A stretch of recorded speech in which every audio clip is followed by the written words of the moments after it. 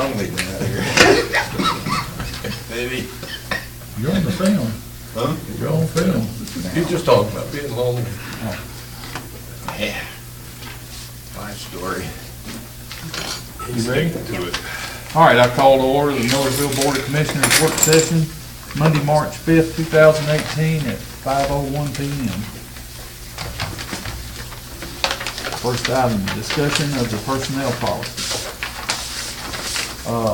Holly has been working with, and I can't never think of his name. John Grubbs. Mr. MTAS Grubbs from consultant. MTAS, and I think she met with him all day. Yep, those are y'all.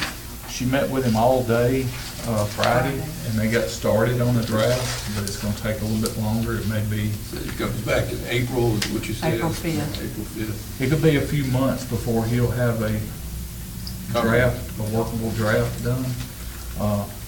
This is the one that we currently have. There's quite a few holes in it. If you read the Portland personnel manual, you'll find that the Millersville personnel manual has a few holes in it. Although the Portland manual will cover stuff that we may not necessarily need to cover. So at this time, the only thing I would know to say is that I would read these two and make notes, and when we get the draft back from MTAG, maybe it won't be as big of a job to make any changes that we need to make.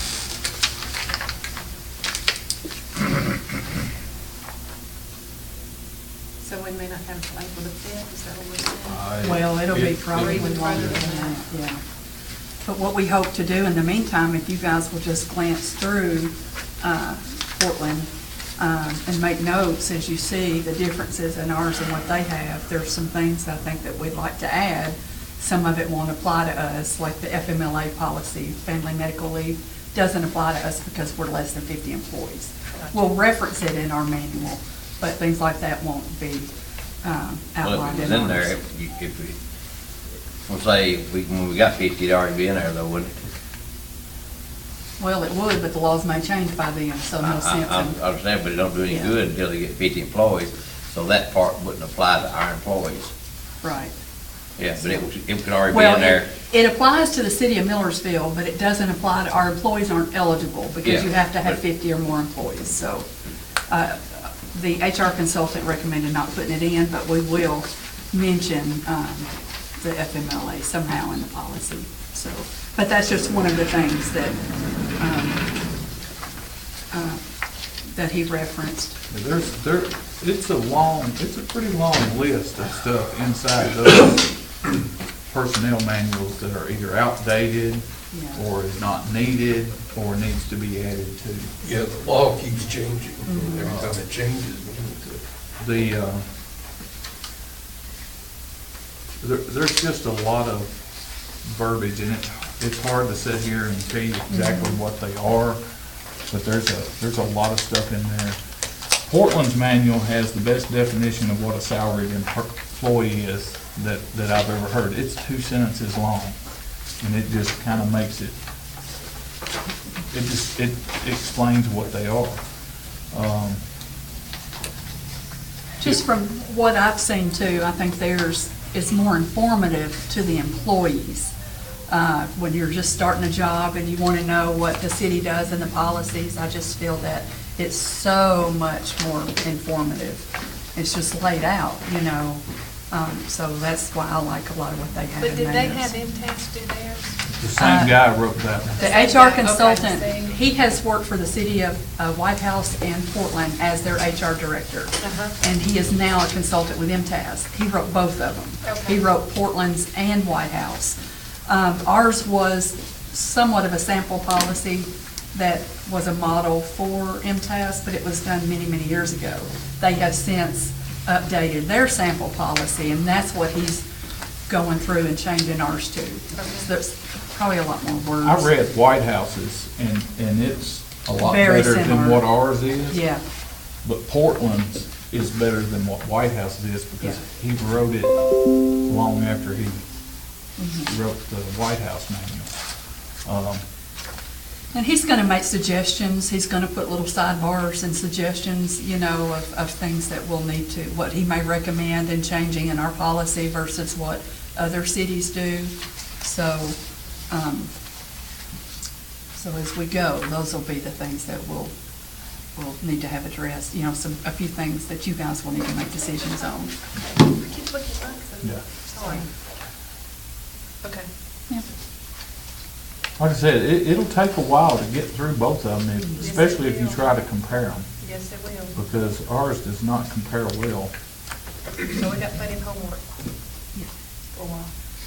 And that's about all there is on the personnel policy tonight that I know of, unless somebody has specific questions.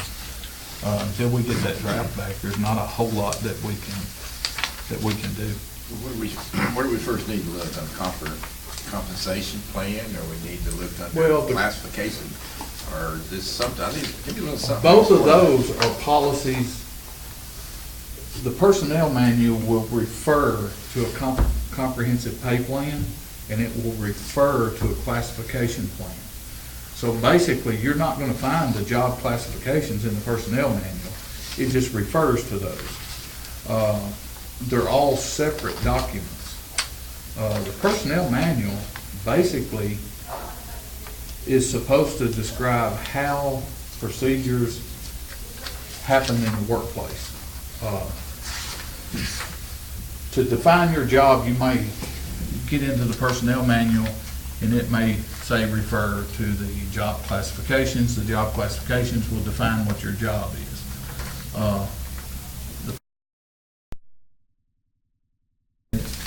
That if your job classification is changed, then that department head may have to rewrite your job description, submit it to the city manager, and then the city manager will submit it to the board so that the policy can be amended, or the classification can be amended. They're two separate documents. There's a lot of policies that the personnel manual refers to. What policy is, it'll refer to that. Inclement weather, what to do in inclement weather. So I'm looking for something in here that's not in here. Oh, there's a lot in that one that's not in. In this one, there's a lot that's not. in Also, this one. we've never addressed how on-call people are paid. That's something that our new policy should include. How do you handle the on-call when they're called back into work? Holidays are covered in ours. I but thought we had a it's call not. in like a public works, somebody come in for public work, they had a minimum 4-hour pay. No. It's a minimum 2 hours, but I don't believe it's mentioned in the personnel manual at all. It's never been a policy. So, my recommendation would be to just, and my table of contents was backwards in the Portland, I don't know if yours is. If you start with a table of contents, just basically side by side, and you look like, section 1, the first one is purpose and objectives. If you just go down like that and compare the two, that's when you'll start noticing differences. Well, then, why don't you just And take, for why don't the you just most take part. and copy that right there, just change the name on the front of it to be It's over just not with. that simple. Because they're a mayor alderman form of government, and we're But, I mean, not. that's kind of what I'm listening to. Well, there's some things that you guys need to decide, we'll have to talk about Yeah. later, about how we are gonna do certain things. I mean, it's, Mr. Grubbs, the guy that wrote the Portland personnel manual, said that the personnel manual for Portland, some of it may work for us, but not all of it. There's things that may need to be added to it because of differences here, but there's things that may need to be taken out of it because Portland may do things that we don't do. In my opinion, we just need one that's tailored to our needs for our employees, that makes everything uniform across the board. And that's why it will take months to Yes. take this and put it into the way it would apply to us. And also too, this policy that I have on Portland's, if you notice, it's a draft. There's some red in here where they have made some changes. They adopted a policy that is a little bit different than this. This was just a draft that he gave me a few years ago. I had that one in White House at the same time when we first amended ours. So that's why I had these. So, but this is good enough for what we want to, the changes that we want to make. But basically, correct me if I'm wrong, I'm hearing that all we really need to do is look at each of the table of contents, go ahead and just read through both of them, but really, there's not a whole lot we can do in depth until we get the policy back from him. Right. So there's no sense in us slicing, dicing, and analyzing No. when he's gonna be bringing that back Right, to us right. to review. We just wanted you to see what the differences in the two, how this one is so much more in-depth and covers a lot of things that ours doesn't even address. There are things we don't have policies on, such as public works, on call. Right. Just things we don't address. Right. So, So just, in other words, keep it simple. Yeah. Still, Yeah. I would read through both of them and then highlight the differences through the table of contents and Yeah. then wait till the other one comes back. and like the mayor said, the travel policy, we don't have to be specific in the travel policy, but we don't, it's not in our manual right now. It's a separate policy. And there's a couple other, the drug policy, he said our current one needs to be updated, don't necessarily need to be in this manual.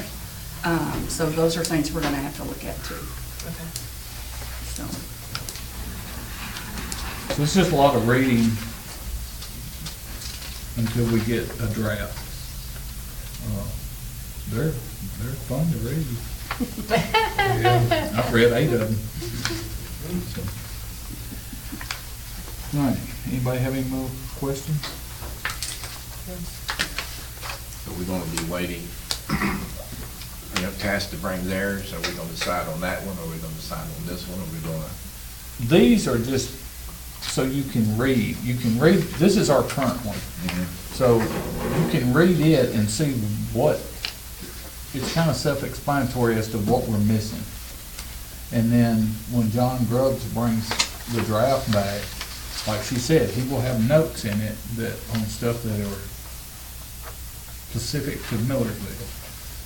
And everybody may be good with the draft that he brings back, or it may need to have a few alterations made to it, whatever it needs. There's no way to know what it's gonna need until we get it back here to read. But I know this one has a lot of holes in it. I noticed in our current one, we have a definition for comp time, for comp plan and a comp leave. Do we have an implementation for either of those? On page 5, definition. That's the Portland, right? No, this No, is that's ours. ours.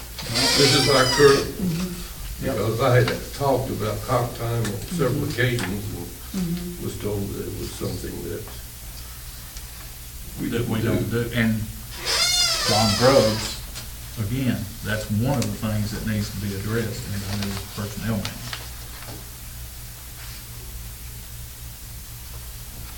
I guess we'll just read it in a couple of months and we'll come back to it. Well, it'll take that long to get an understanding of what's in the two we got. All right, item number 3, discussion on job classifications and descriptions.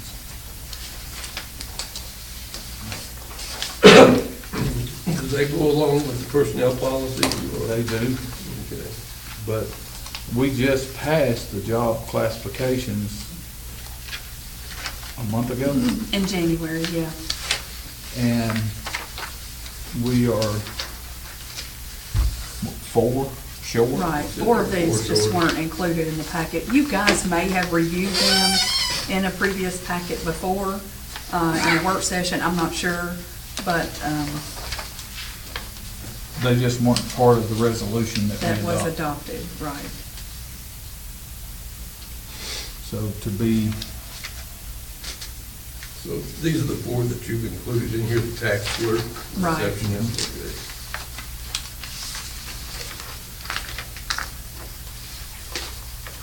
And the other thing that the mayor and I have talked about is he had expressed, well, it's been coming up here lately about the job classifications and the pay plan that we currently have. There was some suggestion about maybe implementing a step 0 before you get to step 1, because there should be an introductory period or a training period. Probationary As it period. stands right now, you have to hire people in based on the minimum. And there are some employees here, including me, I'm not even at step 1, but if I drop dead or leave tomorrow, you have no choice but to replace someone at the minimum that I wasn't even making. So by maybe having a step 0 for that training period, maybe 10%, 20%, that's up to you guys to determine the percentage below the minimum step. I definitely think that's a good idea. It would basically be what Milton brung from Greenbrier. Greenbrier has a starting pay plan. They have a comprehensive pay plan that has steps in it, but they also have the starting pay plan, which is what they start new employees off at. It doesn't say how long they will stay in that pay range, it's just where they start. And it might be, like she said, it could be anywhere from 10 to 20, 25% less than what the step 1 is. We currently have a 90-day probationary period, is that what we have? There's- I noticed I don't think so. Portland has a 90-day. Right, well, I don't believe we address a probationary period. I think it goes by, I think that's one of the things that the city manager has to decide. If you have a employee that you hire at whatever, 20% below step 1, that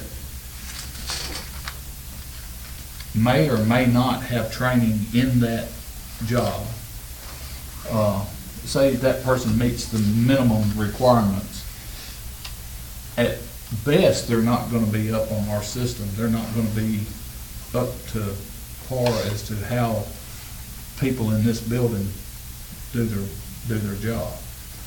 So that gives you time for them to learn. And Or whether get it be- certifications or whatever's required. Whether it be 3 months or 6 months or a year, at some point, you're gonna say, well, they're getting it, or they're not getting it.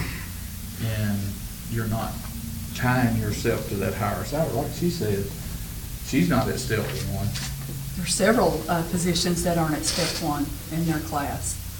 And So- if she dropped dead tomorrow, and we heard what her job description is, we would have to pay a starting person more than we're paying her. That's per our personnel manual and our pay plan, our comprehensive pay plan. But currently, we do not have a probationary period at all. No. We're one of the few. Well, and cities as that John don't Grubbs have will tell you, there's no sense in having a probationary period. It should be an introductory period, because we're an at-will employer. There's no sense in having a probationary period, because what are you gonna do if their probation's up? What is the difference? They're not guaranteed a job anyway. You can fire them at any time. So he said, the use of probationary period doesn't make sense. There's an introductory period, or Everywhere I've worked, there's always been a probationary period, and most of them is like 3 months. Within them 3 months, let's say you come in late a couple of times, they don't have to even hesitate. They just let you go if they want to. But the 3 months is basically just to let the employee and the employer get everything on board. but I think the term probationary period has a legal meaning Yeah. different from what your HR guy is giving us, because under the state system, you have a 1-year probationary period, and the state, well, for executive employees, it's at will. Yeah. But the thing about it is there's still a probationary period there. And I think what Milton's talking about, that helps the employee understand, I think, more fully that if they mess up, they can be out the door. Yeah, I mean. I know we've used it with the police department, but I don't know, Well, the rest I of think the the best example would be, I can't use the police department for example, because they gotta go through specific training to begin with. But you take, like a public works or, clerk, something like that, you know, they oversee them and see if they can do the job, and if they mess up terrible within a month, I mean, you wanna just keep them on and on and on, you know. So, Well, that's what, that's where your 3 months falls in there. it doesn't matter though. You can, they can be working here for a month or 3 months or a year, and whoever has the hiring and firing capability, they can come in a colored shirt that that person doesn't like, and they have the right to fire them. And there's absolutely nothing they can do about it. If it's within your personnel manual, they'll know that it's 3 months, and that's just what they're agreed upon. But it's not in there now. No, it's not in there There's- now. No, but Portland, So are you saying that we need to put a 3-month period in there that you can't Probationary fire 'em? period, a probationary period. That you can't fire them in 3 months? No, That you you can, can you fire can. them, that you can fire Well, you them. can fire them at any time. Yeah, you can fire them at any time, but probationary, classifying as a probationary period is notice to that employee Yeah. that you're being watched a little more carefully. That's right. To make sure that you do your job, and we're going to be judging you in that 3-month period, and if you don't meet our expectations, we're gonna let you go. And we're giving you this notice, before you even are That's hired. fine. and in Portland's definitions, it says introductory period. They don't have a probationary definition in there at all. My Theirs problem- is my problem- introductory yeah. period. It's the designated period of time after an applicant is appointed or an employee is promoted in which the employee is required to demonstrate fitness for the position by job performance. My They problem- call it yeah, My introductory. problem with that is there's a lot of federal rules and laws, such as 40 years of age or other indications, race, creed, color, national origin, Title VI situations, that you want the term probationary period in the event that you are, sued in federal district court for violating somebody's civil rights. And that happens quite often at the state level. And that's why you classify it. I mean, the state level has kept the probationary period because of the definition under the federal district court instead of introductory period. So what if you have an employee that makes it through the first 3 months, probationary period, and in the 4th month, they make a catastrophic error? You can still fire them there at will, but you have given notice to the employees during those first 3 months that you're being watched more carefully, that you're being judged, you're being graded, and if you don't meet the grades to continue in this position, we're going to relieve you of your service with us. It's basically, It's just a mindset, I think, for that employee. Because Yeah, I have it's seen it, but mindset. I've seen it both ways, actually, in different companies. And I do know that even at my sister's company, it's a large insurance company, they have the same thing, at will.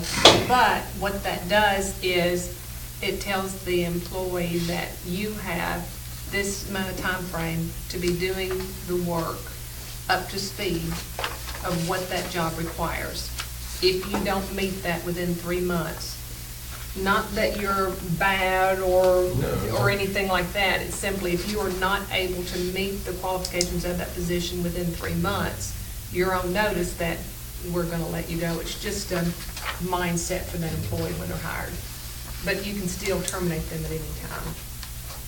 Of course, anybody does that. The only thing I don't want to do is put something in there that ties us to an employee for 3 months if they're not performing their job. probationary understand period, that. most probationary periods allows for the immediate termination within that 3 months. Yeah. I mean, it doesn't, it's basically, we're using terms that, for lack of a better argument, is just to protect us. And I don't know, you may want to check with the city attorney. I've just not heard of the use of an introductory period used. like Milton was saying, you know, in his work, it's always been probationary period. At the state level, it's probationary period. Yeah, I mean, you I've can, heard it both you ways. know, if you, yeah, and and think of it this way, Tim. You know, if somebody's on probation and they do something wrong during that probationary period, that probation's revoked. And that's essentially what happens. If even in that probationary period, at any time during that 90-day period, you don't meet the requirements that we have set for you, then we're going to terminate you. I mean, and there are some, you know, that person may not fit in that particular position, and it may not be a good fit for either party.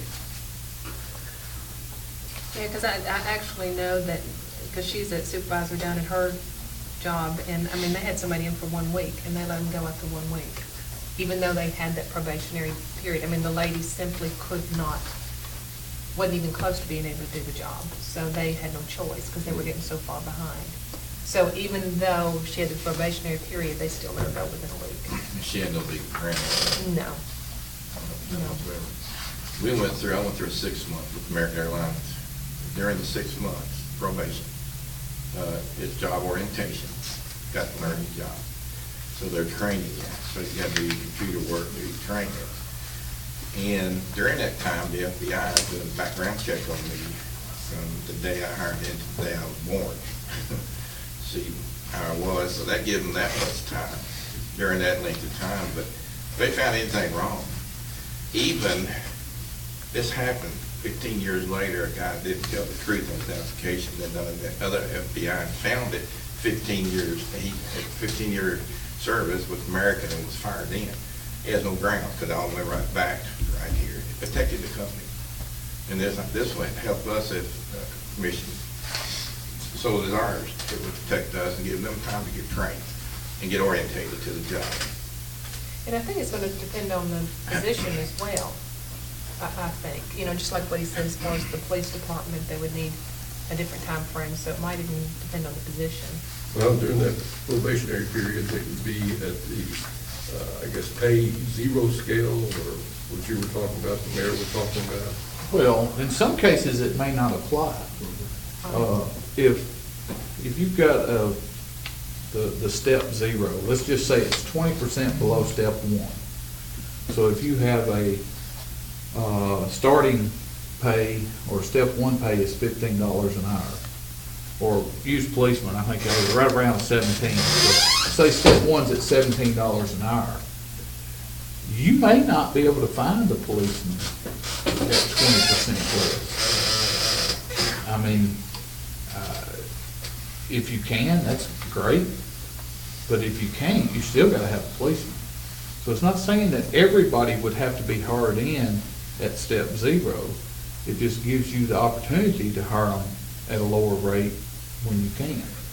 I think the step 0 would be more targeted towards department heads in the way I see it, because of their salaries. But not only that, though, what if you have somebody that is in the process of learning that position, and you would want them at step 0?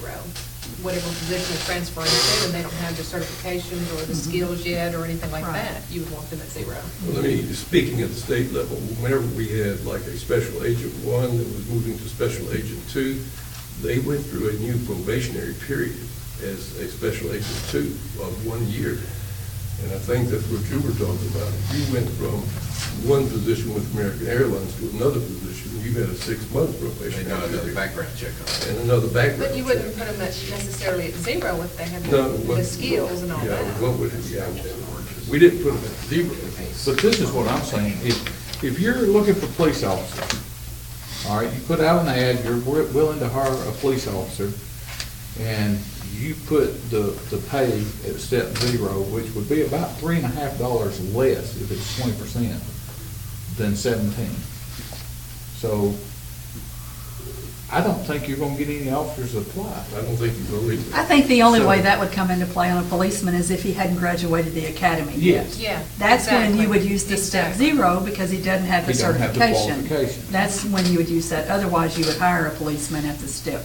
Now, I think Exactly. they still have a So- training that goes along, if they hire a qualified policeman, There's still a time that he has to ride with a training officer, correct? How long is that period? It depends on the officer, and it depends on how short-handed we get. Well, But say you hired one out of White House that had been a White House officer for 2 years. Well, you take Melissa, for instance, she's been in White House 6 years. When she hired in here, I think she rode with a training officer for like 2 weeks, to where she gets used to our paperwork, you know, how we do our paperwork and policies and stuff, the way we do things here. So it can be a real short period of time in the police department. Where if you hired some of the higher positions, some of those qualifications are pretty big. I still don't think you can connect the zero pay with the probationary period. I think those are two separate entities depending on the individual. So if the individual does not have the qualifications, that's going to stand alone as far as whether they're paid 0, 1, 2, or 3, whatever that is, based on their skills. The probationary period, though, will be simply because they are a new employee, period. Well, what I'm saying is, let's say Holly's not here tomorrow, okay? Step one in her pay is above what she makes. She is below step one. So per our personnel manual right now, if we hired somebody that took over her job description, we would have to pay that person more than we pay Holly. No, but that's what we're talking about, putting in step 0 now. That's what we're talking That's what I'm about. saying. That's where I think it's gonna come into play. Yeah. I don't think it's gonna come into play with a lot of the positions. Because I don't think, number one, I don't think you're gonna find anybody willing to do the job for less than the step one pay. You're not gonna get an officer to come here for $13.50 an hour. It ain't gonna happen. No, but still, that 0 is just simply there, but it's not necessarily, it depends on the department head what they need to hire them in at based on their skills, period. Well, it depends on the For availability. whatever job that is. If step one is $50,000 and you put it out, and you post the job, and you have nobody apply for it, well, then you're gonna have to pay more, or do away with the position. And I also think too, that when you establish the step 0, you might need to add a phrase of how long or what it's for. It may not exceed or up until certain certifications are required. I think that's a definition that needs to coincide with that step. I agree. And you define what it Are you can looking be. at step 0 as an exception to the current Yes, Yes. qualifications? yeah. So what we're saying is that even though we have these qualifications required by our ordinances or resolutions, we were going to hire you into this position at If you step don't meet the 0, even though you don't qualifications. meet all these qualifications. No, it's two different policies. Yeah, that's what I was thinking. It's two You have, policies. the qualifications, they have to meet the Oh, minimum the minimum. requirements of the qualifications, or we shouldn't be hiring them to start with. Correct, I agree. It's, are they used to the way we conduct business? How long will it take them? They may have all of the training, all of the schooling to do their job, but they might not know how we're doing that job. You know, we could hire an accountant tomorrow, but that accountant might not do books the way Holly does, or might not be used to our software or our system. So that's the training period. What I'm saying is, if, say you have an employee that makes $50,000, and that person goes away, that person's at step 1 at $50,000. Our policy now has tied us to $50,000. We have to start at $50,000. If that employee has been here for 20 years, has 20 years of experience, and has reached step 1 and is being paid $50,000, then whoever you hire to replace that person, per our personnel manual, we have to start them out at that pay. What I'm saying is, we need a step 0 to get where we can hire somebody at least long enough to get them up to speed as to what their job is. Now, it may not work every time. If that person's making 50,000 and you advertise for that position, and they have to meet the minimum requirements, and you get 0 applications, and it's a position that you have to have, you may have to pay 55,000 before you get an applicant. Right. But right now, we don't have the ability to say, we're gonna hire you at this, because we're tied to step 1. And in Holly's case, if she wasn't here, we would have no choice but to hire somebody at more money than she makes, and she's been here for 22 years. That makes no sense. Well, should we not be looking at these salary ranges again? They're supposed to be reviewed periodically. It doesn't say how long they should be, but they're supposed to be I reviewed mean, as periodically. long as we're looking at creating a step 0, I think we should look at the current salary ranges as they exist now to determine if they are conducive to what we can provide to the person. I mean, obviously, if Holly's not even at level 1, step 1, she's been here 20 years. Well, there's a There's reason. several. There's a reason. Yeah, and I know the reason. And there's Number several- one's there's several budgetary, people. Budgetary. I remember seeing that and looking Yeah. at it, but, then, I guess what I'm saying is, looking at what was proposed to us a couple months ago, that seems to me like, it's a good idea, don't get me wrong. I'd love to have everybody there, we all would, but can we get everybody there yet? Well, probably not. So instead of putting it in writing and binding ourselves to, this pay schedule, perhaps we should lower it, and then as we're able to increase it.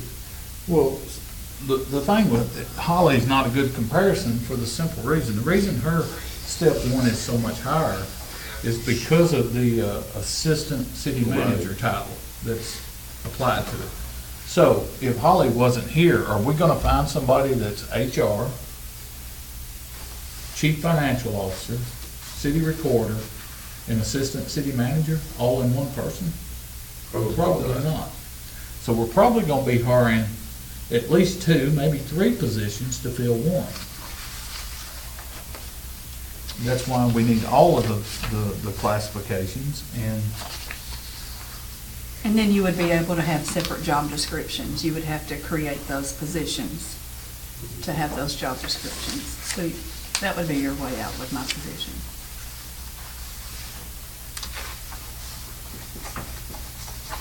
me for one, I just but hope I- Holly's not leaving anything. But I do think there are some circumstances where you might want to hire someone who does not have all of the qualifications, but maybe has the potential to get there. That may be where we disagree, where you have the step 0. As long as it is in the classifications, me personally, I do not want to hire any tax clerk that don't meet the minimum requirements inside this description.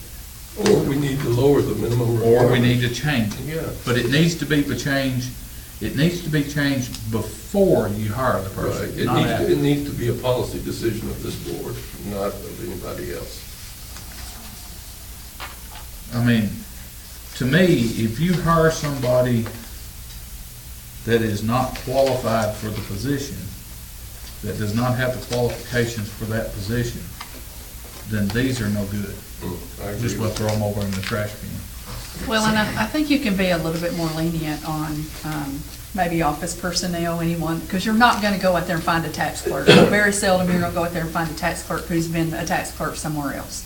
But they might have general office experience. But when you come to a police officer, or you can't really Well, I mean, vary this from one, those requirements. this one does not even have the minimum on it. There is no minimum to a tax clerk receptionist. There is not a minimum requirement. It tells you what may be expected.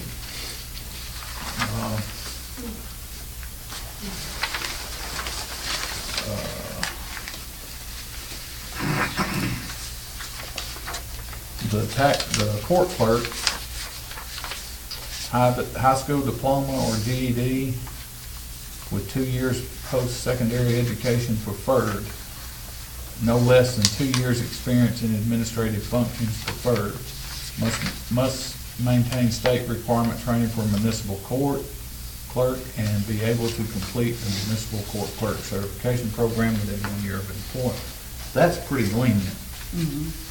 Right. I mean, that's basically saying you can hire somebody that knows just enough to get by.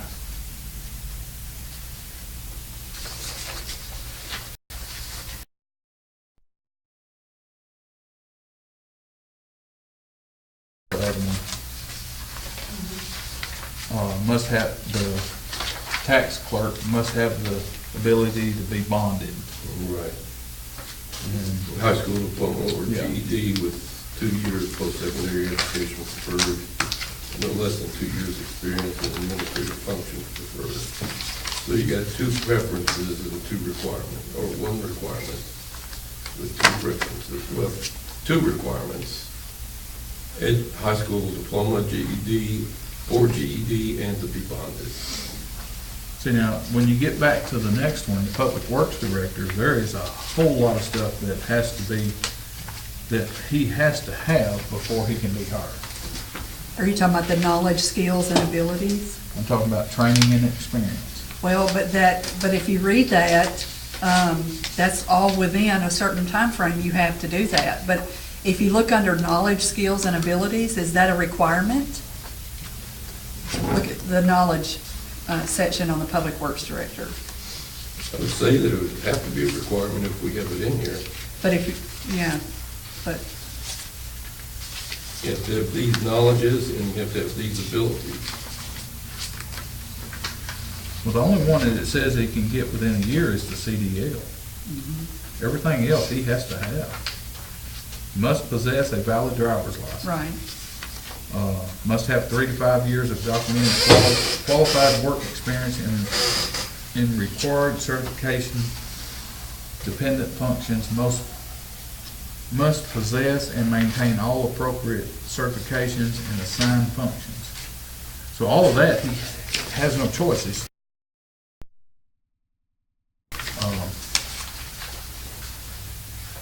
But the knowledge, skills, and abilities, are those required?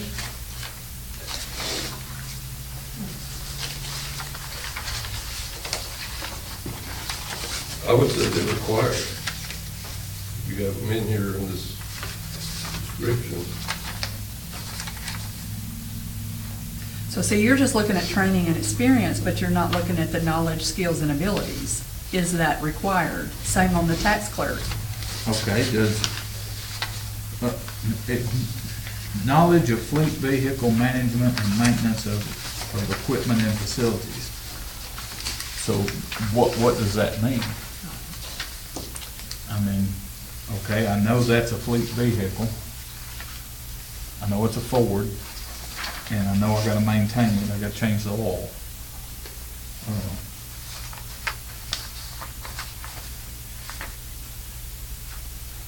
Yeah, I think a lot of these are way outside of.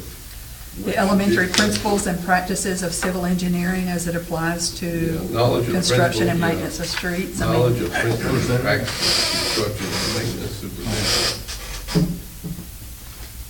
Well, I mean.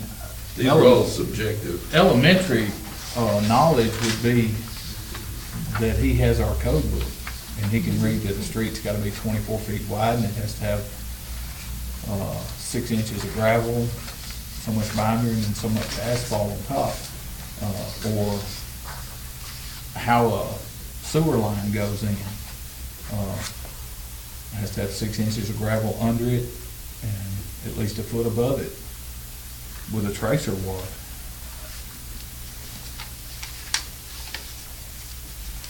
I agree with Keith when he says these are all subjective.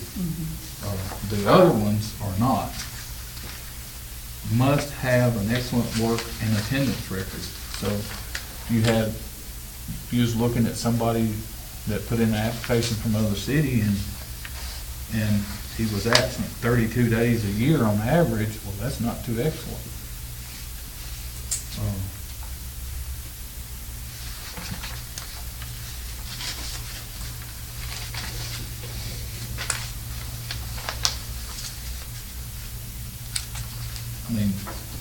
some of this you can get within a year, and as far as I'm concerned, if we hire somebody and they don't have it within a year, then, in my opinion, we should unhire them. I mean, they know what the job description is going into it.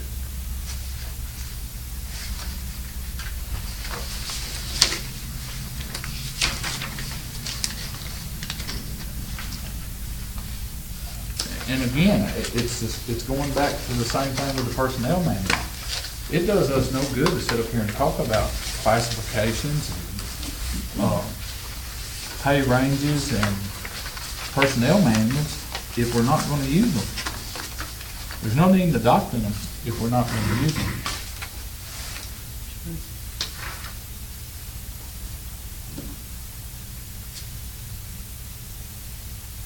Now, the ones that we adopted, I'm fairly confident that they're right. And I feel like these are right. I just don't think we adopted these with the other batch. And from time to time, there may be, in the personnel manual, if somewhere down the road, if we hire Michael an assistant, he may have to put together a job classification as to what his assistant is gonna be doing. Send it to the city manager, and then she'll submit it to us to add it to the job classification. That's how the personnel manual says to do it. So basically what we're saying though is that these four were not Part of the put in resolution. the resolution, so what we need to do is simply put these in the resolution to vote on for the next meeting. Well, I don't think correct? there's anything wrong with them. No. It's just, I don't think they was part of that original resolution. Okay, then that's what we need to do. And then the main thing is I'm not real sure if you saw them or not. That's the only reason why I wanted to bring it to your attention, that these were not part of the resolution the way y'all adopted it. So. And I still feel like we need to do what you had mentioned about having the 0 step put in there. We need to correct that, and I do like the probationary period on the different ones, just And that would be in for the months. comprehensive pay plan. Yeah. I will say, in looking at Portland's, I just noticed on here, the only time I saw, and I've gone through this a few times over the years, in their sick leave, they do mention that employees may not draw from their sick leave until completion of their 90-day probationary period. Okay. And then it says, for purposes of this provision only, the 90-day probation applies also to police personnel on 6-month and 1-year probation. That's in the sick leave part. Okay. So, Yeah. I think that, if I'm correct, we need to put in the 0, the probationary, and then have these 4 put in. And I guess we need to follow the MTS's HR recommendations. He is pretty sharp. Yeah, I would say so. He And if they answered- say introductory, use introductory. He answered questions that I have been asking for Yeah. 6 years in 6 minutes. So, I mean, he's pretty sharp. Okay. And I believe he's gonna come to one of our meetings. Once he gets the draft Yeah. done, he will come to our meeting and explain a lot of stuff. yeah, for any questions or anything. Yeah. So, Like I said, it's not gonna be a short process. It's gonna take 5 or 6 months to get it right. Are we gonna look at the pay scale again, and maybe a work session? well, and Karen will look at be that? back on Yeah. Monday. Yeah. So, And the right. so- probation stuff, period, 3 months, 6 months, are we gonna look at that again, and maybe another work session? Yes. Okay. Well, if We we're gonna need- set up a step 0, we have to look at the pay Yeah, scale. we have Sure, to. that's the reason I wanna look at it. Our comprehensive pay plan, is it passed by resolution or ordinance? It was adopted with the job descriptions by resolution. So basically, all we'd have to do is go back and amend it in one reading. So Okay. it could be put on to the next work session. Well, and I think one of the things me and Michael discovered that maybe you might want to repeal and replace instead of amending Yes. sections at a time. Right. That way you can just disregard the old one and you have a new one. That's the best way to do it. Okay. And, yeah, I'm glad she brought it up, because that was one of the questions I asked the guy writing our personnel manual, was should we be repealing certain things when we vote on certain things? And basically his answers was, you should either be repealing the old one if you're replacing it, or you're amending something. I think repeal and replace is easier to understand. Right. Even if you have some verbatim language in the amendments, it's easier to understand than repeal and replace. Well, it's like our budget. It gets amended 3 or 4 times a year, but it's always amended. It's never, we just vote to spend more money. It's always amending that Yeah, original. budget, we have to amend. Budget. We can't repeal it. So, same thing with this. If we develop a new personnel manual, we need to repeal this one and replace it with a new one. And it has to be done through an ordinance. Doesn't it? I thought so, because that's an ordinance. All right. Item number 4, discussion on the take-home vehicle policy. We have about 6 policies here. And I don't know if you had a chance to read the memo regarding this, but this is one of those that could go a lot of different ways. So it just would be my recommendation that we just redo it. You know, I agree. But it's up to you how you want to address each of the individuals.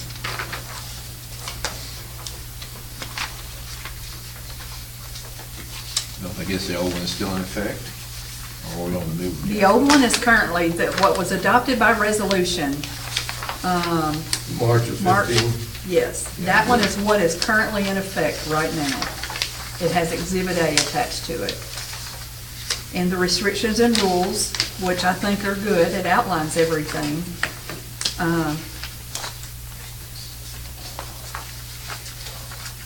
But we was talking about Right. changing certain parts of it. And we just need to be clear, we don't want 2 separate policies.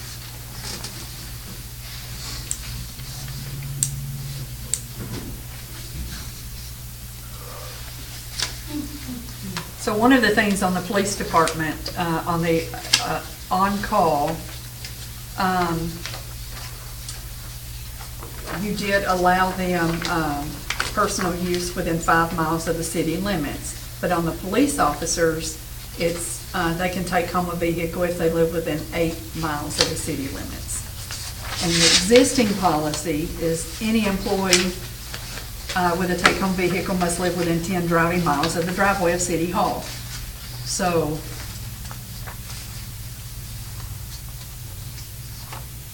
Yeah, I think we have changed that, or we probably have changed it. We talked about it.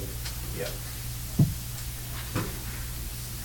I think that's where the 8 miles came in. 8 miles in the city limits.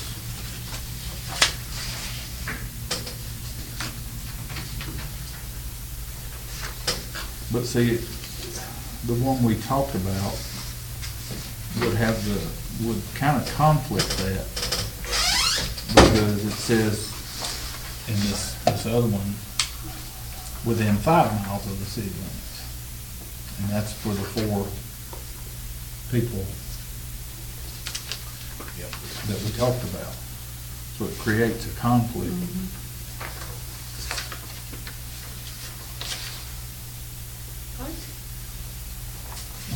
There's a difference between like. But that's for personal. See, that's for a personal trip.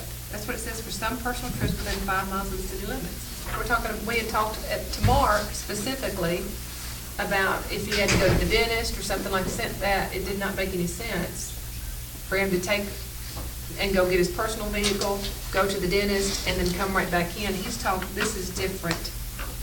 on a personal trip Okay. versus take-home vehicle, they live within 8 driving miles of the city limits.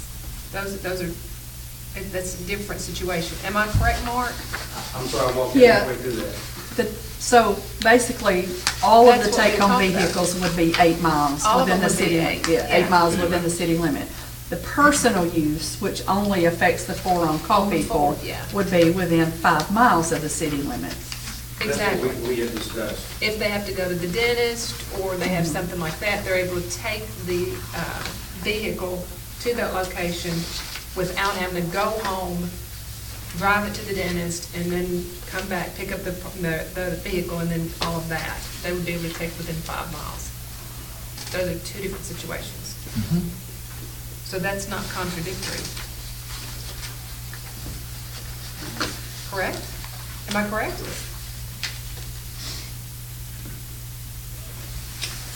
This one we haven't passed. No, but this is the one we're looking at, right? So this is what we're wanting to do. This right here only addresses just these people right Just to here. those 4. That's all it addresses. That's it. This other over here addresses everyone. Well, now, this up here addresses everyone. This portion up here is the entire police department. This down here is just for those 4. So everybody in the police department gets 8 driving miles of the city limits to take home the vehicle. The entire police department. Correct me if I'm wrong. Section 2 This is is where it's just for the conflict. 4. Right here is where it conflicts. Yeah, But this is so- the old one, right? No, this is the one we This have one's the now. current Right there one. is where it conflicts. But I thought, This this is currently not in place though, right? Right. No, that's, But yeah. this conflicts with that. But if we're taking this and voting this in, doesn't that replace that? Okay, you're gonna make this for all police? You're gonna make that for all police? You gotta keep both of them somehow. That's what I'm saying, it has to be separated out. But that's what this is doing here. This is for the police department. So is this one. It's for the police chief. It's But for the I'm fire chief. sorry, I guess I'm confused. I'm This is the thinking, she's talking about this is gonna be I'm a talking about district. replacing this with this information. Is that not, that you're telling me we're not doing that? This is going to Replacing the replace inf- what is in there. Replacing the information on Exhibit A with what is proposed here. Yeah. Yeah, okay. Well, I don't think you I can don't think you replace want to that. reply, I don't think you want to change everybody to adhere to this. I think the restrictions and rules should be Has- left there. Yeah. And maybe the mileage, the driving distance change for everybody is 8 miles, driving miles. So you change the 10 to 8, and then maybe make an exception for the on-call people in a separate section maybe? So you're saying number 5 What if on you had Exhibit number- A. Number I mean, 2. Oh, it yeah, plainly fine, says, the yeah. vehicle shall not be used for personal use Yeah. or travel outside the city unless attending approved training meetings and city-related business. Okay, then basically you're saying, What if, you- what if number 2 was changed, an employee eligible for the take-home vehicle program must live within 8 driving miles of the city limits of Millersville? We can do that, but you still Yeah. have to address number 5, unless you put except as otherwise, yeah, whatever. you would have to Uh, put like a 5A or Yeah. whatever. And then those include 4 those would 4. be the exception. Yeah. So in other words, you do 5 and then do an A, Yeah. except for these 4, this is their Right. ruling, Yeah, but correct? as long as you take them out from up here. Yeah. Well, but no, but what you're still saying though is that all of this information pertains to all of these people, right? Yeah. Yes, you are, right Not now. 5A. But 5A is going to list these 4 in it.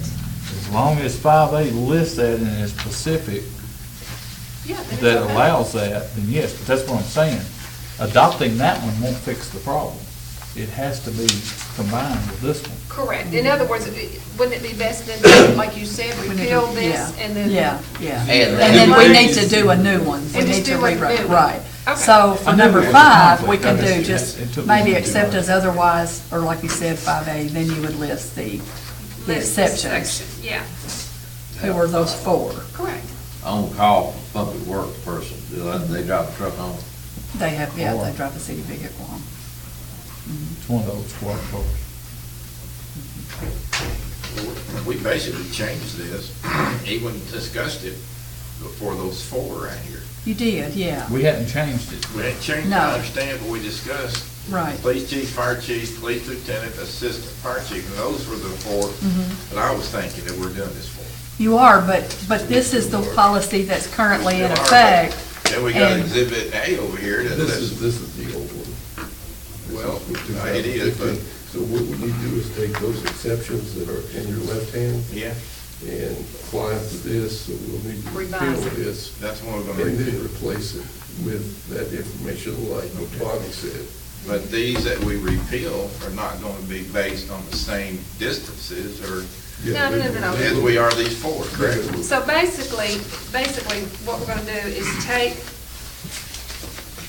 what did I do with it? What did I do with A? Here's A. In other words, we're gonna take A and go in and change number 2 to say 8 miles within the city limits. Okay, Okay, so that's what we're gonna do with number 2. And then number 5, we're gonna add in a 5A and put in this description of the 4.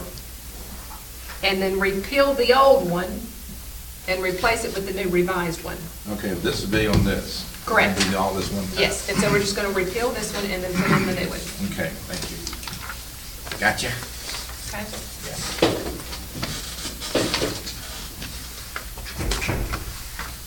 That'll make it easiest, right? Holly? Okay. And then there's one more on here that I think we're doing the policy, but it's just my opinion. And that's the one that was done on 3/21/17. And it's penalties for destruction of property.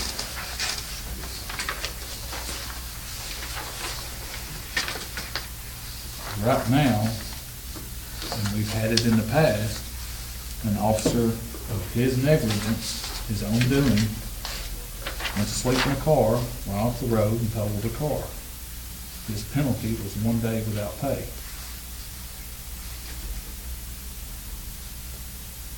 Okay, well, how long would the suspension, so the city manager would decide that? And the Yes. severity of the damage of the vehicle? And my question is what's fair? I mean, we're talking about a $20,000 police car, or maybe even more. My concern is the circumstances, for example, a police officer working 2 shifts or a shift and a half and being sleepy and driving back to, the city hall and falling asleep at the wheel, and that has happened recently too, Lebanon, for example. Right. And a lot of times, these officers are asked to pull a double shift or. But again, wouldn't that be, though, That's the not- police chief and the city manager's that'd be their- discretion on the situation as well? So Right. what we need to say, if it was due to the officer's negligence, yeah, I can see that. Well, I mean, that's what it says Yeah, in that's here. what I it mean, says. it talks about negligence. All I'm asking is a 1-day penalty for destroying a potential $40,000 piece of equipment, even though our insurance is gonna replace it, is a 1-day penalty? Is it a deterrent? Exactly. Yeah, I don't know. What's the? Okay, if you don't mind, I would like to hear Mark's opinion on that as well, because I'm sure you've had this, seen this over a time period. We have. It's usually taken on a case-by-case basis. I mean, let's face it, the state of Tennessee determined there is no such thing as an accident. They call them crashes now. All crashes can be avoided. If you're backing out of your driveway and bump into your own mailbox, that could have been avoided. It's based on the severity of the negligence, I would say, that as to what they should get. Anybody at any time can have an accident. The last officer that we're talking about that got the day, it wasn't so much that he got the day for wrecking the car as much as he got the day for being somewhere he wasn't supposed to be when he wasn't supposed to be there. Wrong place, wrong time. Yes, supposedly he was working a shift, Had and he not left, been he there, left his position and it went wouldn't have home happened. and had a wreck. So, I mean, it's always been taken on a case-by-case basis. But then we also had another officer that they let go because they caught him sleeping, correct? We have had officers that have been let go because they were caught sleeping. So the severity of them two right there is nowhere close.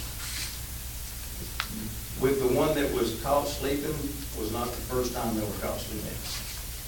That was that was a reoccurring. Was he reprimanded the first time he was caught sleeping? I'm sorry? Was he reprimanded the first time he caught sleeping? Was caught sleeping? Yes.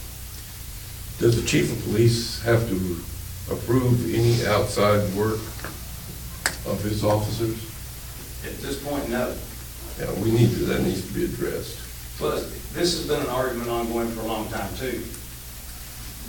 To be able to tell somebody what they can and can't do on their own time, it would be, if I could tell them. You're not telling them what to do on their own time. What you're telling them is, on city time, if you want to work for the city, here's the parameters in which you are allowed to work. In other words, it's a condition for working here. If they want to work the other job, so be it. They just won't work here. Now, as far as going back to the state, our special agents worked other jobs, but we had parameters as to what was allowed and where they were allowed to work. And one of the things that we did not authorize is we did not authorize working for other law enforcement agencies or in security situations that would conflict or possibly be a conflict of interest with the Tennessee Alcoholic Beverage Commission's, law enforcement jurisdiction. And that was written out, but in some cases, they were allowed to work security, for example, Titan Stadium and a few other things, depending on what position they were working there. And Metro Police have that too. But you get into a situation also where sometimes these officers and agents may be working 12 hours over here for an outside work, and then they're coming in to work for the city of Millersville, and they're falling asleep and they're not doing their job here. That's where the city has the authority to say, which is what you did, you fired them. But the point is, we're not saying you can't do anything on your own time. You can do whatever you want to on your own time. But if it violates our policies, the city police policies, you can no longer work here. It's on page 19 of our personnel manual, it's already in there. It does require approval. By the city manager or the chief of police? Department head Okay, and the the city chief of police, manager. should have that authority. Yeah. And then, if he has questions, it should go to the city manager. But Well, the question has been asked, and of course, I'm not a lawyer, it'd be something to be worth legally checking into, but I can say from my opinion, if an officer's working a security job in Nashville, which is the biggest place that most people work, it has nothing to do with Millersville, it has nothing to do with police work or law enforcement, it's a security job, totally different thing. How can I tell somebody they can't do that, but at the same time, I can't keep them from cutting grass on their days off, or after their hours when they're not working? Well, I'll give you an example, like the Tennessee Alcoholic Beverage Commission, our special agents could not work security at bars or other places that had a license to sell alcoholic beverages. But that's totally different, we don't regulate alcohol. Yeah, but I'm saying but we were able to put that restriction in, which basically, Right, I get that, which because that could be a basically, conflict. which said to our agents, you can work that job in security, but you will no longer work with ABC. By the same token, we did not allow our agents to work, for example, security at Centennial Mall during different celebrations there, and that's a state, the Centennial Mall had the jurisdiction of the Parks Department there, of the Tennessee Parks. But the thing about it was, there was a conflict if there was an arrest made, or the necessity of an arrest made by one of our agents while there, where do they bring that under? Do they bring that under the ABC jurisdiction, or do they bring that under the Parks jurisdiction? And by the same token, over in East Tennessee, we did not allow agents to work part-time for sheriff's departments because you had that situation. What jurisdiction has authority for that arrest? And it would depend on the arrest. Was it a marijuana arrest? But here's the thing with that, you're talking state agents that have statewide jurisdiction. A Millersville police officer only has jurisdiction inside the city limits of Millersville. He has no authority as a police officer in Nashville. Yeah, and by the same token, we expected our agents to have a certain period of time, and they were given comp time, but if they were working the night before for a security detail at Titan Stadium, and they came in half sleepy and could not perform their regulatory duties or their law enforcement duties effectively, they were written up. As has happened. Yeah. And my question would be, police department works 12-hour shifts? Well, right now we work 2 8s and 2 12s. 2 8s and 2 12s. So they're working 4 days a week. All right. Are the 12s consecutive or split up? Usually they're split up. I won't say every time, but usually they are split up. All right, if you have an officer that's working 12 hours for us, let's say he worked 8 hours today, and then he had a 8-hour side job. So he worked a total of 16 hours straight. 4 hours from then, after he got off his side job, he's expected to be back here for a 12-hour shift. Is that safe? Can't say that it is, no. But how do you tell somebody they can't work something on their own time? You can't, what the policy has to go is if it interferes with your job that you have right here, that second job, it don't matter if you're mowing grass. If a police officer got a yard cutting business on the side, whatever, and he's mowing grass and he gets hurt, and he can't come and perform his duty here as an employee because he got injured there, there's your example right there. Somebody has to cover him till he gets back.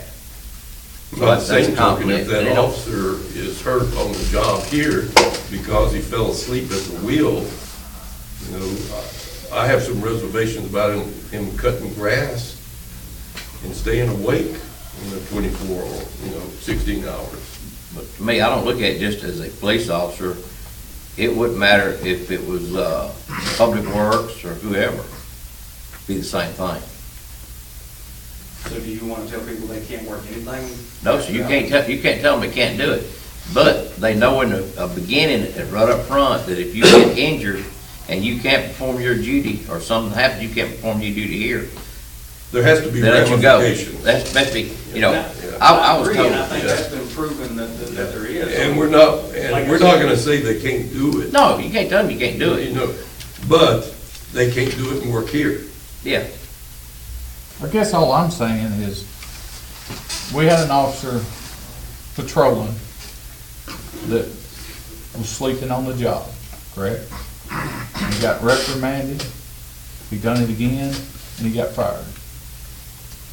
We had an officer that was, I don't know, he's sleepy, fell asleep in a police car and totaled a police car, and he got a day off without pay. There's absolutely no fairness in that. But he had extra, he was supposed to be he was on duty at the time when he left, correct? He was on duty patrolling at the time. And then he left and decided to go home. Yes. See, that was 2 violations right there, right in a row. He left his job assignment and left without telling anyone. That's different. Then you wrecked his car, that's something else along with it. You lost me there. Did he leave at quitting time? No, he left during the shift. No, that's why he got the day Yeah, suspension. he is what left during the said. shift and then wrecked the He car. got It was suspended like because he 30 left minutes before early. the end of the shift. So, he got a day suspension for leaving early and got nothing for wrecking the car. You could look at it that way, yes. Well, that's even less fair than the other way.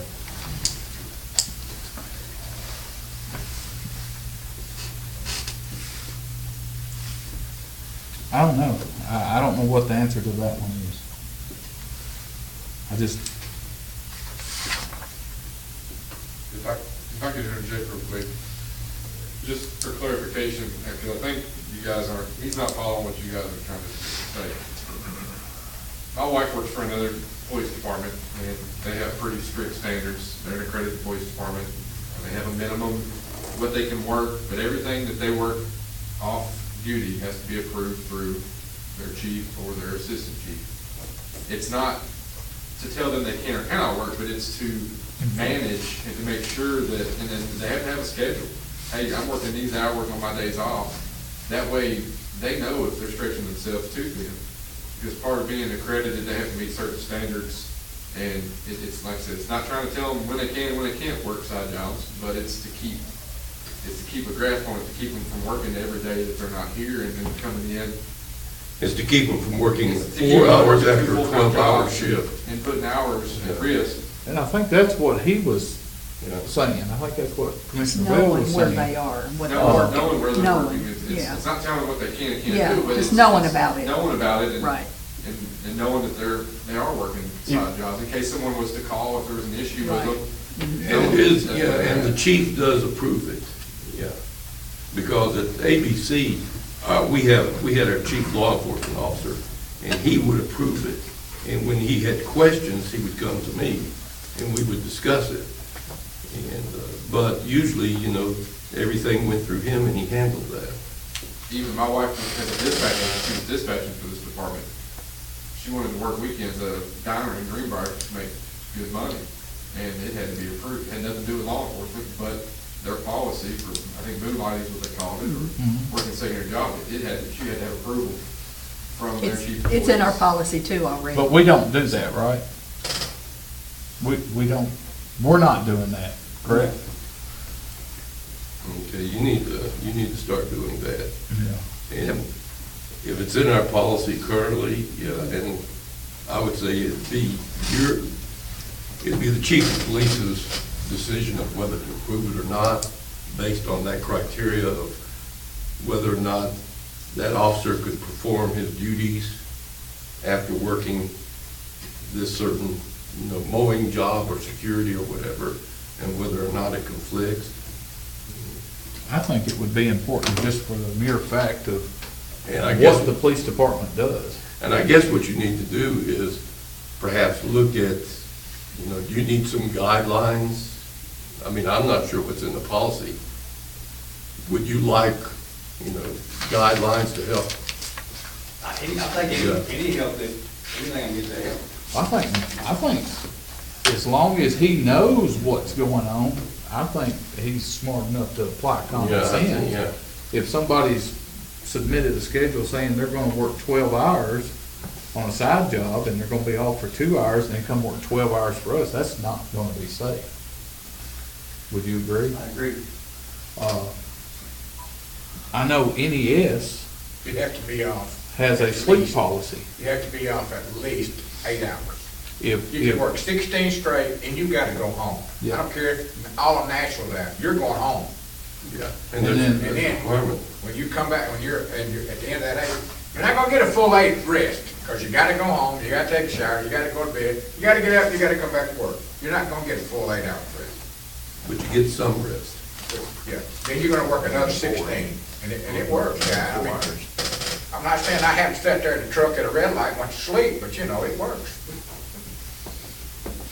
But Brandon, I'll ask you this question. You was talking about your wife, she worked up there at the restaurant, and also she dispatched this job, which was her primary job, correct? Yes, sir. If she went to work, if she's working up there at that restaurant, and she's failed and broke her leg and could not work, who's gonna fulfill her position? She would have to use up her time. It would put the burden back on her primary place of employment. That's right, to that's fill where it the does, job it puts the work. burden back on the primary position. Yeah, but that, you Well, That can, could happen anywhere. what if she Yeah. failed mowing her yard? It happened Okay. anytime. But that's a risk that you have to, as an employee, that's a risk that you gotta know it, you gotta own it. If I'm out cutting grass and something happens, I know that's on me. And same for these officers, if they're out working these side gigs or secondary employment, whatever you wanna call it, and something happens, they know. Well, I mean, the They- perfect they're gonna- example is what happened to Karen. She had to have knee surgery. She's had to use all of her sick time and all of her vacation time. She, basically, when she gets back Monday, she doesn't have any. So, I mean, if God forbid she walks out Monday evening and falls and hurts her knee, it's unpaid leave.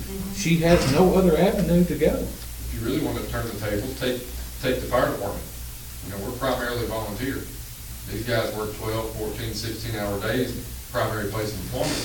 If we get a fire in the middle of the night, they come out for that for minimum pay. I mean, you know, if we work 15 to 20 hours a call, depending on what their pay is, they come out for $15, they get hurt.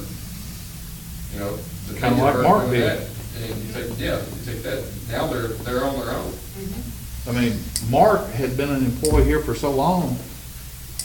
If he hadn't acquired all of the sick time that he had by responding to a call voluntarily on a volunteer fire department, which he got hurt, that would have been out of his pocket. If he hadn't had the sick time, it would just been, he would have got his workman's comp half pay, and that Was was, it that would $200 have a been week? it. Which is a joke, but it's been raised up since, and definitely grateful for that, but you can't survive on $200 a week. I mean, everybody out in the public that has a job, I mean, if they fall or get hurt at home or whatever the case may be, if they go to a ball game and fall down the stadium steps and get hurt, they've either got time that they can use in their job or they don't. But that's the difference between going to the ball game and falling and hurting your leg and working a second job and doing it. What's the difference? The job it's going to interfere with the job that they were hired to do. So with falling down the stadium Well, steps, I'll use you for instance, Tim. Let's say they was working a second job and they went up, you let them off at 2 o'clock and they went over here to do a job and he fell off the roof and he said, "Man, I can't work now for 6 months." then I'm just down a man, and he's down a job. Yeah, he's not Because he paid. does not have any sick time with me, none. So, I mean, I agree with what Mark said. You can't tell somebody what they can and can't do on their time off. I mean, if DuPont would have told you, when you worked for DuPont, Milton, you can't go play in no, They told me, Cornhole. they told me I could go and work a second job if I wanted to. But if I could not perform the duty that they hired me to do right here because I got hurt at a second job, that's history. that's exactly what's gonna Am I happen. not right, David? You went under the same It circumstances. was, but American Airlines completely. I know American Airlines wasn't, the other one was. But that's exactly what's gonna happen here. If you can't perform your job, if you get hurt somewhere on your second job, and you don't have sick time or vacation time to cover it, you're not gonna get paid. And somebody else is gonna fill your position. I mean, there's no other way around it. Well, even like with Jacob's accident, you know, he was on the Millersville Fire Department, and he didn't get paid. I took care of him. I mean, for a year, he was without, so. But I think on the moonlighting policy, what is protecting the safety of everybody, if you know, or I think, is it EMS that some other departments have had policies where they can't work secondary employment 8 hours, 4 hours prior to their shift? Did EMS have that? Yeah. Yeah, Sumner County. But some places do have that in effect, just to, to protect Well, the that sounds employee similar to and, NES, just like too. NES, yeah. I mean, it's gonna make So- it hard on our It's police a federal officers. law, and under the establishment that I was in, OSHA probably, it was yeah. federal law that we had to be off X Yeah. amount of hours, Yeah. period. There was no Like getting truck around it. drivers. Yeah. But if you don't know about it, you can't do anything about it. If you don't know they're working inside jobs or secondary employment. I agree. How you gonna manage Right. it? And we got off on this subject, but that ain't even the subject that I was on. The penalty is the one that I was on. To me, to fire a man that went to sleep in his police car that did no damage, and then have another guy that went to sleep while he was driving his police car, and didn't get suspended for wrecking the police car, got suspended for leaving 30 minutes early because he was tired. There's something messed up there. I have I have a hard time with somebody sleeping on the job. I mean, Well, I do too, but the penalty for going to sleep in his police car was a whole lot more severe than the guy that went to sleep in his well, police it car. was the second time, too. It was the second time.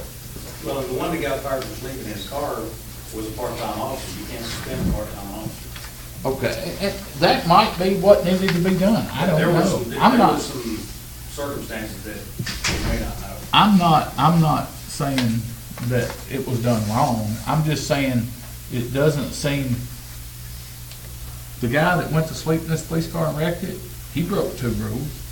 He left early, then he wrecked his police car by going to Well, sleep. perhaps the penalty that he faced was not as severe as it should have been, but as far as what the chief did for the guy falling asleep, just from what he told me, it sounds reasonable to me. But, Yeah, I don't have a problem with the guy that went to sleep on job, I don't have a problem seeing him get fired. I don't care if it's the best police officer you've got. If a police officer goes to sleep in a police car and totals it, that's a problem. well, here's the way I looked at it. If I have an officer, and if I have a firefighter in 2010, working a 12-hour shift, and also getting called out because of a flood down in Metro, and he's finally, he has slept about 2 or 3 hours down at the precinct, before there was a Madison precinct. And he slept and got a little bit of wink eye, and it's back on, and, a bunch of those Metro officers were like that during that period of time. Yeah, they did. They were working 12, 16 hours, and then he's taking his patrol car home, and he wrecks it on Dickerson Road after working a 12-hour shift with 4 hours off, another 12-hour shift with 2 hours off, and he wrecks his patrol car because he falls asleep. I'm gonna have a hard time suspending him even a day for all that he already did, and also, everything that was going on during that period of time. I think the circumstances have to come into play a little bit. And, Okay, well, what if that And I- same and police that did- officer goes to sleep and has a wreck and kills a family of 4? We'll let that one slide? am I gonna let it slide under what circumstances? The The same one you just, If he kills a family of 4, he may or may not be suspended. Like I said, you're gonna have to look at all the circumstances.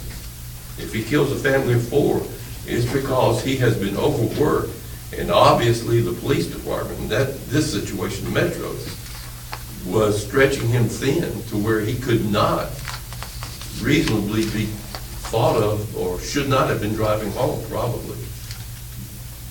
But that didn't happen. He wrecked a patrol car. It was property damage. As far as property damage is concerned, property damage can be repaired. Life can't, I agree with you, and perhaps we'll look at it more. But a suspension of an officer, if he kills a family of 4 after working all that he did, suspension is gonna be his least well, I think thing. I mean, that, he's gonna be But torn still, up. shouldn't we go back, let's pull it back around, because I know we can get into so many different scenarios. So the bottom line is, though, the penalty shall be suspension without pay. The city manager or designee shall decide the length of suspension according to severity of damage, situation, to the equipment. to the equipment, vehicle, and cause the same. So that is still the decision on the department head or the city manager, depending on that situation. I think the department head in this situation, the police chief, should make a recommendation to the city manager, and the city manager either agrees or disagrees, and puts in writing the reason for agreeing or disagreeing, That sounds good. That does and the sound good. reason for the agreement or disagreement. Right. But I think the police chief is there on the front.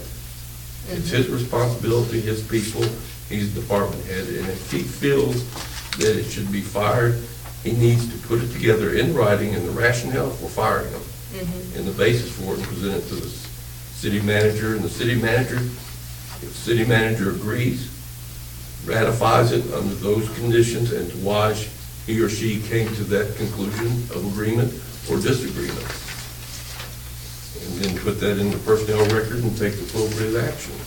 It shouldn't That's have what come, we did. it shouldn't have come That's from happened us. every time. Yeah.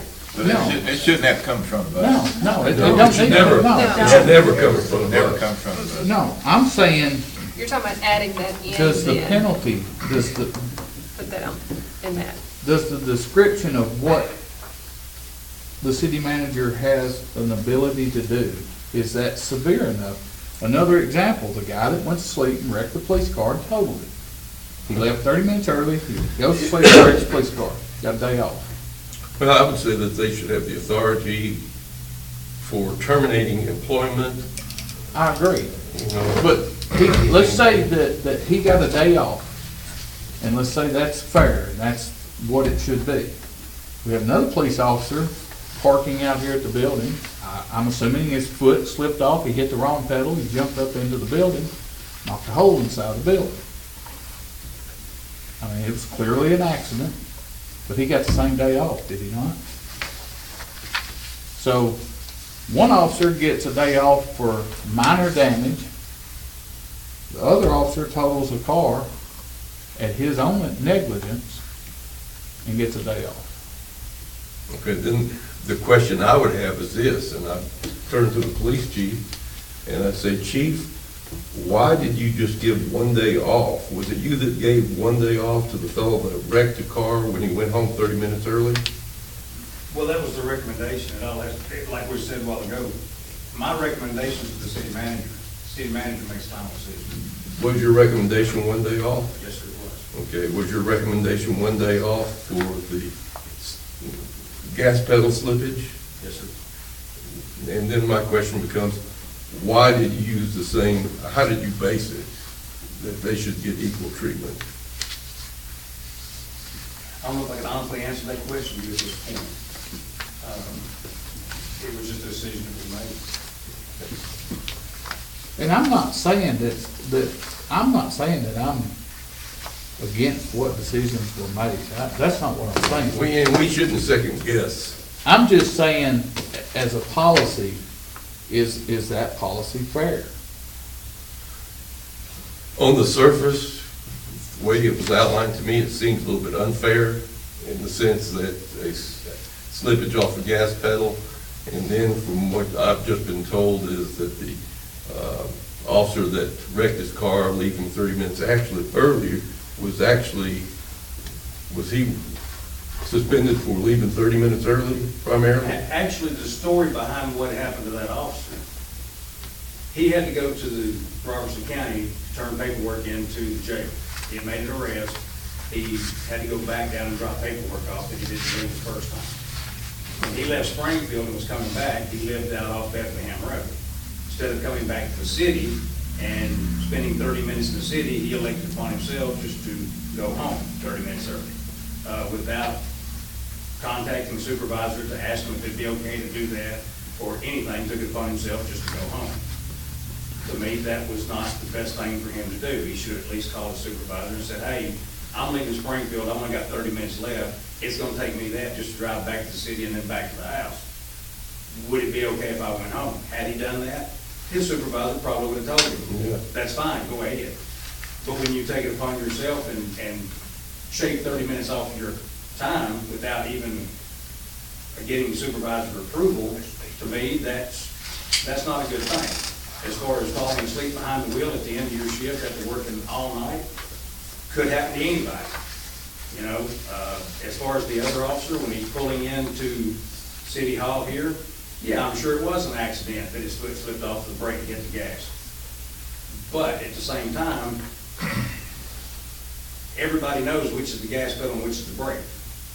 And after reviewing some of the video of what actually happened, there may or may not have been more to it than just that. I do not know. Can't say. Did you get the cell phone records? Personal cell phones, we can't track. We could. Everybody has that reasonable expectation of privacy in their own phone. It's not a city-issued phone. We had state-issued phones, which I implemented when I was there, and we had phones that each had their own personal phone, but if there was an accident, we had the authority to access their personal phones. Well, this gentleman here, I don't think was on the phone at the time of the wreck. When you get to. We have done it on several occasions while I was director. But again, we have to go back to, it is still the department heads and city manager. And it should be I his like- decision, yeah. And I like what you said as far as the department head submits what the recommendation is as far as the penalty or the suspension or whatever that might be. And then the city manager comes back and says what needs to be done. And that's documented. And if the city manager disagrees with your recommendation, that city manager needs to put it in writing why there's a disagreement and what penalties should ensue in lieu of what your recommendation is. I agree. So if we can have that worded on there, for repealing and replacing, as we say. So you want the penalties, you want, But this Mayor, it does sound into- like it's. Correct. Mayor. added into this policy. Correct. Okay. Except that at the bottom, I think that Tim was suggesting the verbiage change a little bit as far Right. as I don't know how you're with the gonna department change head. it. I don't, I mean, You're talking about this one right here. She's going to incorporate that into the repeal and the replace. This verbiage here, not just the city manager, but the department head submits their recommendation, and the city manager documents whether they agree or disagree as far as the suspension or penalty, whatever that may be. yeah, I mean, you change what it says, but it's still gonna say the exact same thing. Why do you say that? Because it's still left up to interpretation. I mean, Yeah, it will be, but there's no other way around it. There's no other way to do it. You can't, because it depends on the situation. well, I agree. And so that we have to let the department heads and the city manager decide what that is. You're having at least two people looking at it to evaluate the situation. We already have that. He already said he submitted a recommendation. So then what are you asking differently then in this? Well, I'm saying is 1 day off for totaling a piece of equipment sufficient? I think what it sounds may like not to be. me, and correct me if I'm wrong, that they penalize the officer by suspension for the negligence. But both employees, neither employee got punished for crashing the vehicle, the damage to the vehicle. Is what it sounds like to me. Is that correct? Both officers were suspended for the negligence. Well, But the not one that went to damaging sleep the was police car. suspended for leaving 30 minutes early. So, correct. So The one that hit the building, what was he suspended for? Well, you could look at, both of them were suspended for the negligence that caused damage. that caused the damage, not the damage. They're being held responsible. for Well, I thought a while Yeah. ago that the one that fell asleep and hit a tree was suspended for leaving 30 minutes early. Which was partially part of the. Yeah, he Yes, was. it was all. Yeah. Leaving 30 minutes early didn't cause him to wreck the car. Falling asleep caused him to wreck the car. Exactly. Yeah, But he also violated. He some violated policy by policy. leaving early. Exactly. So, but again, he wasn't punished for totaling the vehicle. Whereas maybe the second one, also just because his foot slipped and he wasn't paying attention, he was punished or suspended for that, but he was not punished for damaging the police car. Okay. I mean, I'll go on record, I mean, we're in a public meeting, I'll just say that to me, the punishment don't fit what happened, and that's my opinion, and I'm not gonna change it.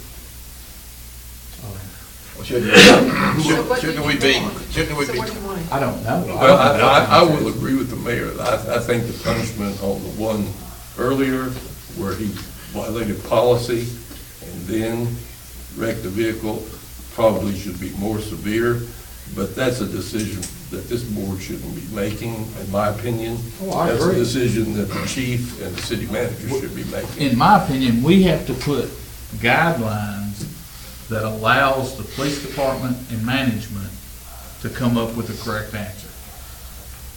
Yeah, And that's what I'm saying, do we need to change the guidelines that says there's 3 classes of wrongdoing, each with a severe penalty? I don't know. I mean, Well, let's do it this way. This is my thinking. I've been listening, and in saying a whole lot, I've been listening, but we're putting Mark on a hot seat tonight. And we're not over him. I'm not putting, I don't want to put Mark on a hot seat at all. We're not over him, Yeah. but the city manager, we are. So if we got That's her questions, right now. we can direct those to the city manager, why this had happened and why it didn't happen, in my opinion, instead of trying to get an answer that's something that's already happened. well, no, that's not what, I'm not trying to go back and redo something that's already happened. I'm trying to say, is our policy right? We're fixing to change the vehicle policy. Well, this, Is all this- due respect, I'd rather wait till Karen gets back. And, we'll discuss it with her and bring this back. And, since she was here when this happened, maybe be a little more clarification for me, get a better understanding, because I don't want to be trying to make any further decisions without hearing this again. Honestly, my opinion, I think we've been a little hard on Mark, but I ain't been that's just hard my on Mark. opinion. It's just my opinion. I mean, I'm not gonna say, if I agree with Mark, I'll tell him I agree, but if I disagree, I'm gonna tell him I disagree. let me say, Mark, I apologize if I put you on the hot seat. Mark knows I don't think That was not my intent, but let me just say this. This Board of Commission, in my opinion, can question any department head at any time about any situation affecting the city without having to go through the city manager. If any one of us deem it necessary to get the answers so that we can understand it more fully. And if it means putting them on the spot, which I didn't mean to do that, or in a discussion like this work session, I think we have that right to do that. Now, I will agree with you that, yeah, if the city manager's here, we can talk to the city manager, but sometimes in situations such as today, the city manager isn't here right now. And also sometimes for me, it's more logical to ask the department head who is more familiar with the situation than it is to go through an intermediary that has it secondhand, so to speak. And that's my opinion. But I apologize, Mark, if I put you on the spot, but I was just wanting to question. And I hope you know I was playing that lawyer thing. Yes, you do a very good job with Thank that. you. Well, and I do think that whatever we do, we set precedents for all other departments. Yeah, and I agree with you. We have nothing right now to go by other than, I mean, let's face it, they're the ones that wreck It the would most be no vehicles. different if Public Works Exactly, and we've It had was- that happen. was working Correct. I agree. We've I had it agree with happen. you. What do you do? outside. Especially with that boom thing. Right. You know, I want Yeah. to make sure that Yeah. nobody gets hurt at that either. But at the same time, though, I mean, is there not any other cities that have this same type situation, that it's in their personnel policy, like, for instance, Portland, on this type situation, that we can look at and advise as to if we need to keep it as it is, Well, if we basically, need my- to add, or what might need to be done at that point, and will we not have that with this John Gross? But, Mr. Mayor, I will say this, you know, the decision that was made by the chief and the city manager regarding one-day suspension for the first officer that left early, and the other one-day suspension of the officer that his foot slipped off, I'm not gonna second guess them. No, I'm not either. I'm second guessing the verbiage Yeah. in our policies. It has nothing to do with what's happened. All I'm saying is, we're working on the vehicle policy rather than pass something and come back 2 months later and take another section. And also, this was an administrative policy that you're looking at. This penalties for destruction of property was never included in the vehicle policy. So I think it's my understanding you want this included in the policy. It's not now. So when we repeal and replace, we need to include this What in now? there. Correct. Say that one more time. This The penalties for destruction of property, this is not in our policy, the vehicle policy right now. This That's is still an public administrative. property. Yeah, but it's still public property. It's an administrative policy, it was not adopted by you. So I believe the It's mayor the wants city this. manager's rules. Yes, This is our rules. and my understanding is we want this included in the new policy that you adopt. That work? The whole thing needs to be part of the Yeah. take-home vehicle policy. Because this is not in the vehicle policy right now. Right now, there is no written policy other than the administrative policy, how we handle destruction of property. But if I'm correct, I believe a patrol car is property.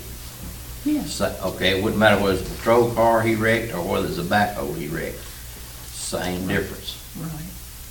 There's no policy on the backhoe either.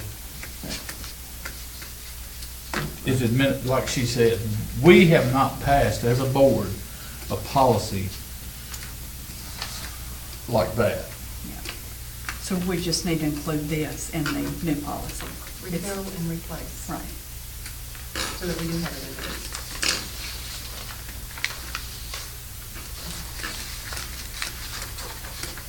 Everybody good? Do you want the vehicle form to be included in that policy and require In anyone my- with a take-home Yes. vehicle? Yes, Yeah. yes, absolutely. In my opinion, anything to do Anyone. with a vehicle that leaves the city transporting a city employee to his house or back needs to be in our vehicle policy. Now, the other issue on the take-home policy, I did mention in my memo that we needed to add one more employee for a take-home vehicle, and that would be Michael. He's building a house right now, but it was included in his employment offer that he would have a take-home vehicle. So he's not on the policy currently. So correct that. Right. Okay. So it's okay to add him. Yeah. Now, in the event any other department head lived in the city, would they be qualified to take one home too, or do we just address it as it I happens? think we need to address it as it happens. Okay, because I don't think right now there are any. Yeah, we got enough vehicles to go around for everybody. Everybody has one now. Well, that's soccer team. Everybody's got a vehicle, they carry it home, I guess. You know, that ain't what the policy says. Well, I don't have to take home. I know it. So, okay. Gary's extra backhoe. Yeah, Yeah. I thought you were the interim city You take a manager. knuckle bump truck, we got I don't two of have a them. car. Got two knuckle bump trucks, you can carry one of them. The what? Got two knuckle bump trucks, you can carry one of them. Right. Pick up stuff on the way I was home. thinking the before- same thing, see there? All right, item number 5, discussion on ordinance 18-692 to amend the Millersville Code of Ordinance, Chapter 90, Article 1, Section 7, definitions, accessory building or structure and farm type structure, and Section 18, accessory use regulations, and Article 3, Division 2, residential districts. Do you want to explain that? Is this? Do you what- not remember it? Is this what the planning commission has approved, recommended? Yes, And and this is that what was we back worked on around for the about holidays, I 4 or think. 5 months. And somehow it slipped through cracks and it didn't come before you all. Are there any changes since we last saw it in December? No, no. In fact, I have just a printed out one, and because the online version that was scanned to the agenda was missing the last couple of pages. So if anybody When did the planning doesn't have the commission- complete, Back in December? I think it was, yeah, it was around the holidays. No, I didn't We- do the online one. I made copies front and back, too. They all had one. Okay. The secretary of the planning commission could answer that question. Yeah, what do you want to know? When did that go before the planning commission? We done in December. But I think we saw it about 3 or 4 times before. We then. did, yes. So essentially, in a nutshell, we stripped out all of the references of accessory structures from the various residential zoning districts. There are 6 of them. And we clarified the definitions of both the accessory structures and barn and farm type structures, and enrolled all that into a single section, 90-175, which is a comprehensive section with tables and all that really works well and is easy to understand both internally and externally. So the public has just a one-stop shop to go to instead of trying to figure out what zoning they're in and where in Chapter 90 it is. And frankly, there were some conflicts and contradictions in there too. So this cleared it all up. Staff worked on it, and the planning commission saw it. BZA even, I think, saw it at some point, or at least we discussed it, since they're the ones who would be hearing any kind of variance requests for any changes to those standards. So it was a fair amount of work, and I'm glad we're finally there, and I'm sorry that we didn't get it before y'all. So here we are.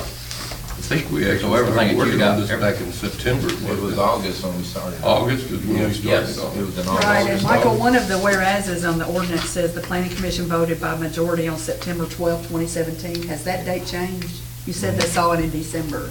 Then it was September. The Okay, so ordinance not is December. correct. Okay. It may, We made several. So that is corrections in correct, okay. 2-3 months. We made several corrections on the old one, bring it up to date. but I think September was when the planning commission actually did consider it and recommend the approval to you all. So the one that's in red, it's got a line mark to it coming out, correct? In red, strike through is being removed, red underline being added.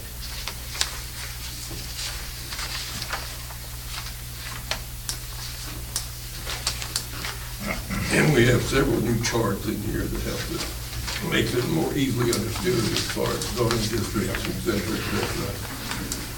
Yes, sir.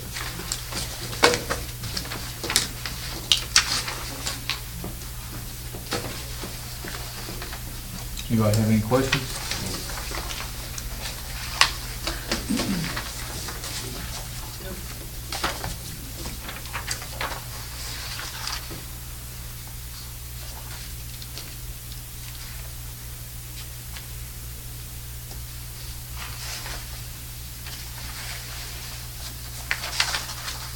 I'm good right now.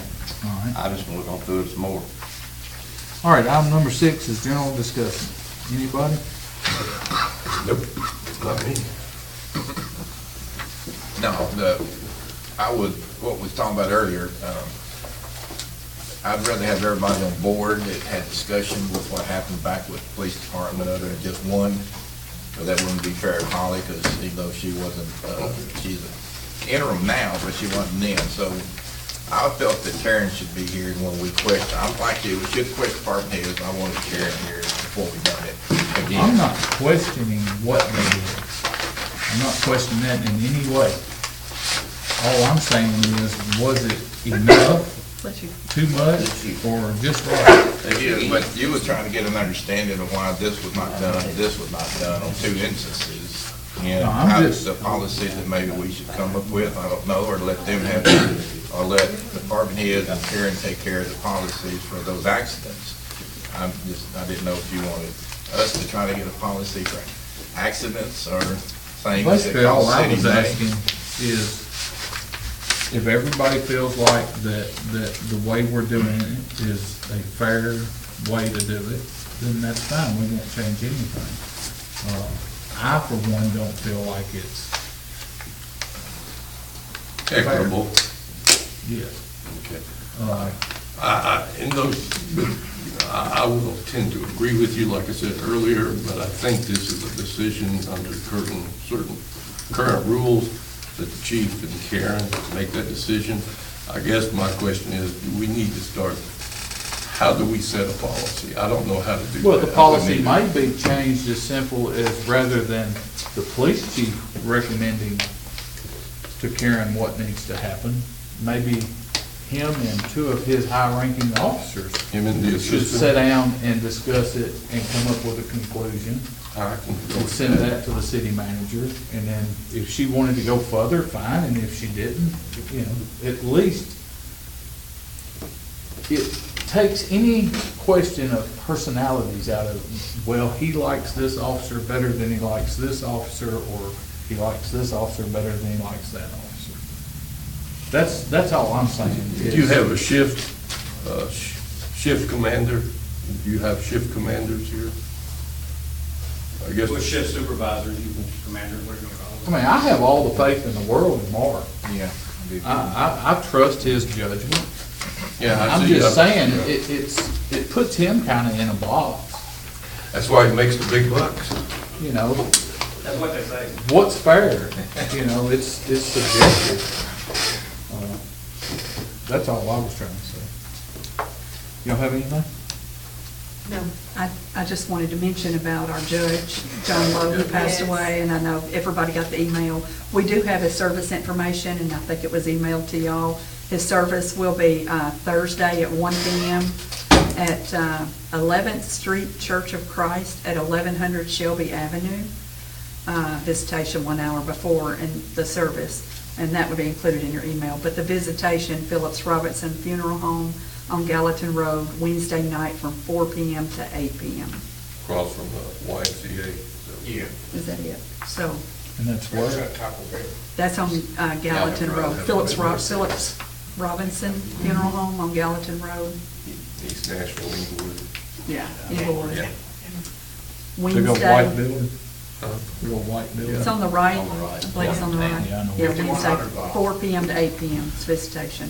And that's on Wednesday? Wednesday. And Thursday is the service at Kittrell 1. Transmission, 2 blocks down, Kittrell Transmission. same side.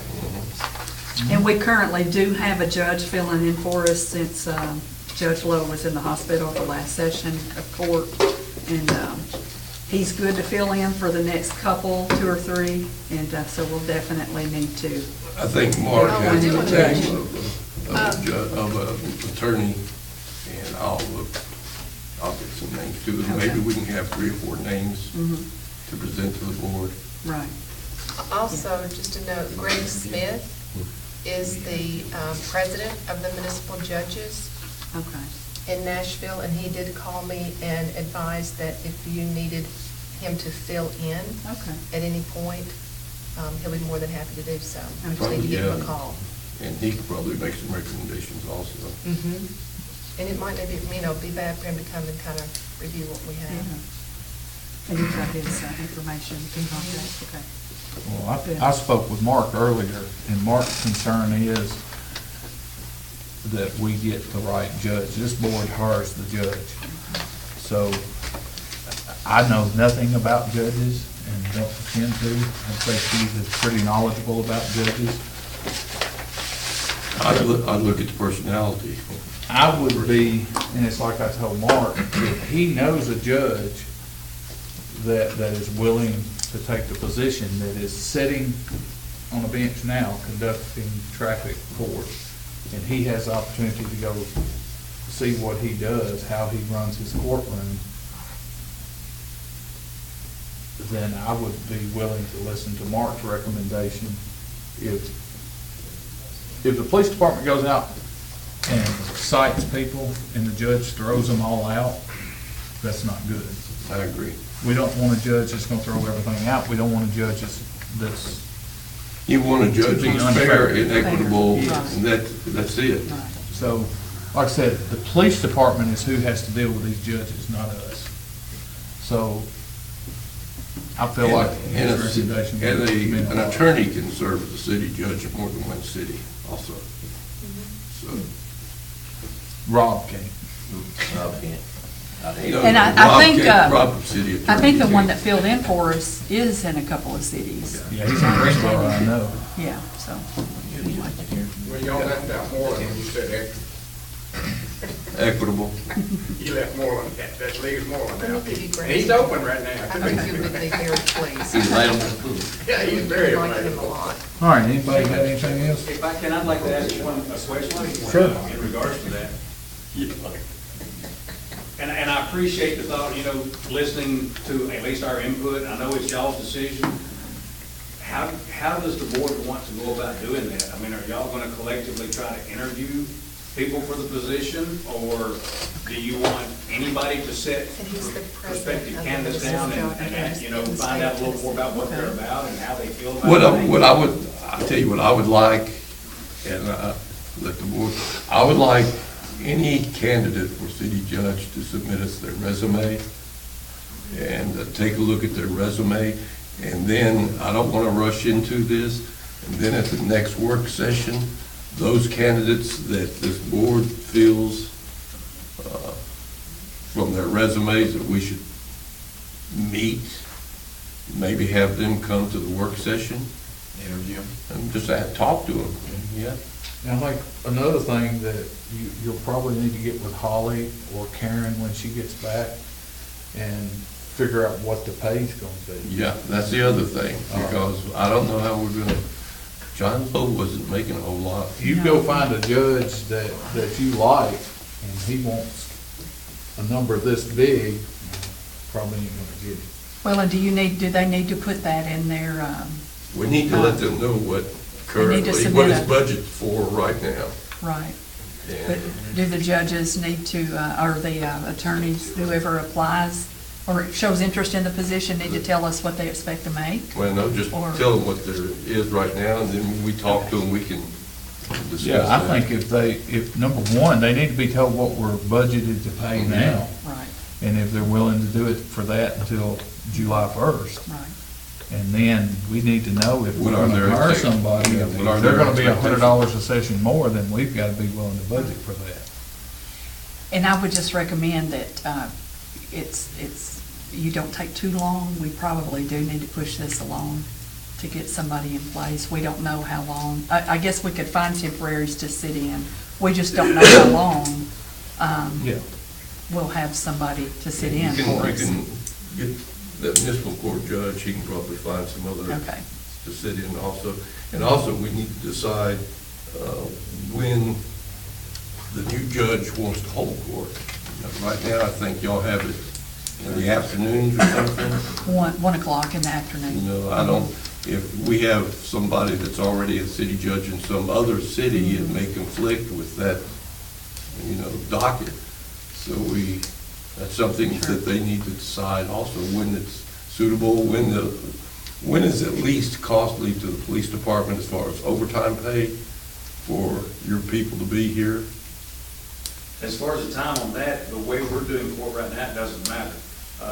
Because the way we've been doing court for several years now, the only time the officer has to come to court is if anybody pleads not guilty to one of their citations, then any not guilty plea is set for one day, what was the last court date of the month at 3 Okay, o'clock. that works. And then that just brings anybody here That's at the way one time. Metro General Sessions works that way. So, and it's worked out great for us, because let's face it, most people come to city court in hopes of getting safety school or some type of reduction.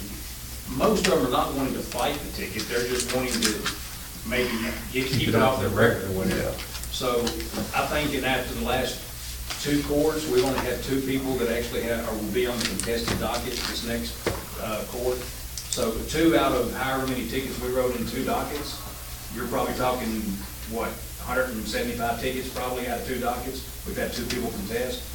So it saves us a ton as far as that goes, with doing that one not guilty.